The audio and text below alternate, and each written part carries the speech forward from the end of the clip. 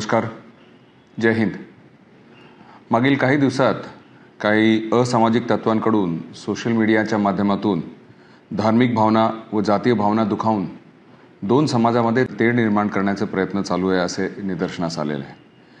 काही ठिकाणी काही स्टेटस, व्हिडिओ क्लिप्स, आक्षेपार्ह मजकूर, SMS अशा प्रकारचे मेसेजेस तयार करून प्रसारित करण्याचे कृत्य काही माध्यमातून केले जात आहे असे निदर्शनास आले आहे।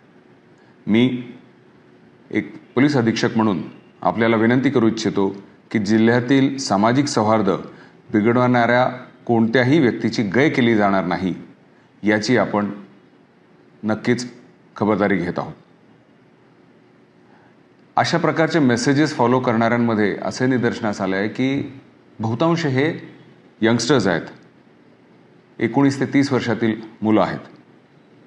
आणि त्यामुळे विशेष करून मी पालकांना ही विनंती करू इच्छितो की आपले जे पाल्य आहेत त्यांच्यावर आपल्याला लक्ष ठेवायचं आहे, कारण अशा प्रकारचे कृत्य केल्यावर त्यांच्यावर कायदेशीर कारवाई तर नक्की होणारच आहे आणि त्याचे परिणाम त्यांच्यावर व पूर्ण परिवारावर सुद्धा होऊ शकतो।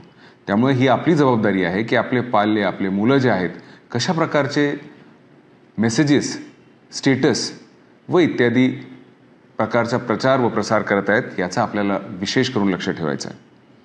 जिल्हा पोलीस अशा प्रकारच्या परिस्थितीला हाताळण्यास सक्षम आहे। आमचे सायबर टीम्स आणि विशेष टूल्स यांच्या मदतीने अशा प्रकारचे मेसेजेस आम्ही ट्रॅक डाऊन करतोय आणि त्यांच्यावर लक्ष ठेवून त्यांच्यावर तात्काळ कारवाई करत आहोत। आणि म्हणून मी आपल्या सर्वांना आवाहन करतो की सोशल मीडियाचा अतिशय जबाबदारीने वापर करावा आणि त्या माध्यमाने कोणत्याही प्रकारचा तेढ निर्माण होईल अशा प्रकारच्या पोस्ट बनवू नका अथवा फॉरवर्ड करू नका। आणि असे केल्यास आपल्याला भारतीय न्याय संहिता 2023च्या कलम 196 आणि 299 नुसार कायदेशीर कारवाईचा सामना करावा लागेल, ज्याचा अर्थ आपल्याला 3 वर्ष कारावास व दंडाची शिक्षा सुद्धा होऊ शकते। पुन्हा एकदा आपल्या सर्वांना आवाहन की अशा कोणत्याही प्रकारच्या पोस्टला बळी पडू नका, त्याचा प्रचार व प्रसार करू नका। जय हिंद, जय महाराष्ट्र।